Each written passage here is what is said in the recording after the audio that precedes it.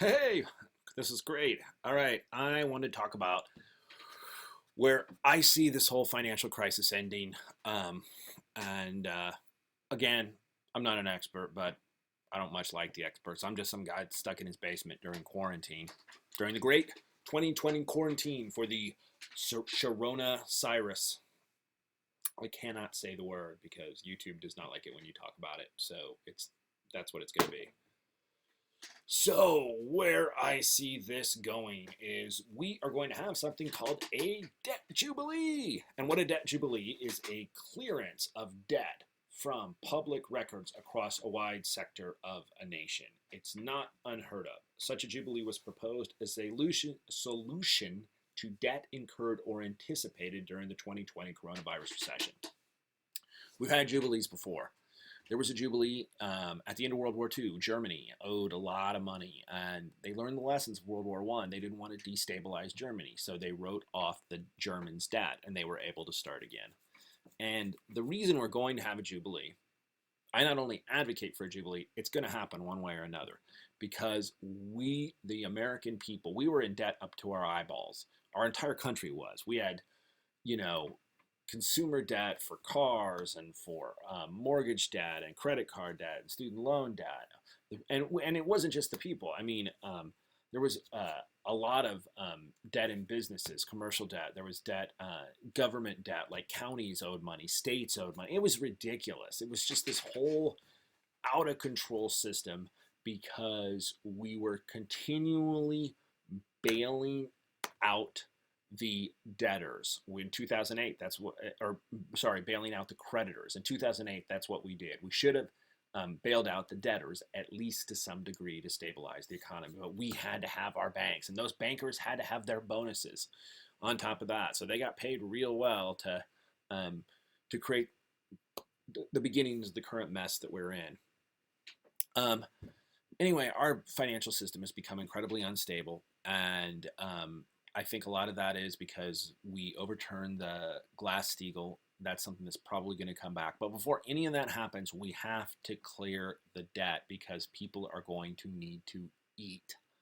And I think a lot of Wall Street banks, I think hedge funds, everybody that was running around with their CLOs, collateralized loan obligations, where they were collateralizing debt, good luck, because what's going to happen at the end of the day is they're going to bail out the American people, and they have to. This goes back to ancient times. The thing about jubilees is they've been going on forever. The jubilee actually can it's all civilizations have had problems with debt. The jubilee, there's in Jewish law, in this goes all this is biblical, is the year at the end of it. So it's every 7 years, sabbatical years, according to biblical regulations. According to the book of Leviticus, Hebrew slaves and prisoners would be freed, debts would be forgiven, and the mercies of God would be particularly manifest. That is what happened. Every 7 years, you had to forgive your debt, and then it moved on. It was in the Middle Ages. They had to have jubilees because the serfs would get too indebted and to the nobles because the nobles had all the power. The nobles were the creditors. They had all the money, and the more money they got, the more power they got, and the more power they got, the harder it was on the serfs, and they just acquired more and more debt. And then eventually the serfs wouldn't take it anymore. And that's where the queen would have to call a jubilee, and debts would be forgiven because she would rather remain queen and have the serfs be happy. She didn't love the nobility enough to make them to bail them out, and she shouldn't. We're in the same situation. We want to pretend like we're so sophisticated. This debt has been part of every. It's very hard to find any kind of religious writing that does not mention debt. In Islam, you can't even take on debt. Individuals, you can't uh, believe that interest on loans, like bonds, bank deposits, is forbidden by Islam. Islam even went one step beyond that, and good for them. Very good idea. There's in Hinduism, there's a lot of rules in the Hindu laws about debt. So this is nothing new. We're the same problem we've always had, and then where we just basically we had a lot of debt that was pushed out into society. And the thing about it is, we have this whole concept of like personal responsibility, which I kind of tend to believe. Oh, if you borrowed the money, you got to pay it back. Well, you know, if there was like fine print in that contract, shouldn't matter. You should take responsibility. Well, if I'm a banker, my job, my entire job is allocation of capital. How do I need to take my money and make more money on it by giving smart loans. I need to go out and I need to check credit. I need to make sure that in a downturn I can collect on this loan. A lot of things like that. The idea that a bank is just supposed to throw money out and whoever catches it is going to it should pay it back. Well, yeah, they should pay it back, but it's the banker's responsibility of who they give it to in the first place. The idea that you should ever have a system where we backstop bank debt, even if it's student loan debt. I mean, how much money has student loans how much more do student loans cost now than they used to, since the government's been backstopping student loan debt, which you can't even dismiss in bankruptcy. So at the end of the day, we're going to have a jubilee. Hopefully it's not going to be like the 1930s where they seize gold. There's going to be something, and it's probably going to really, really hurt the banks. The government's trying to do this weird thing now where they print money and give it to us, but they give way more to like the big businesses, and we've got these plans for the banks and these bailouts. At the end of the day, they can print money. They'll be printing money until the end of time, and eventually, even though it hasn't caused a big impact now, it's going to cause some kind of inflation. People just got to live.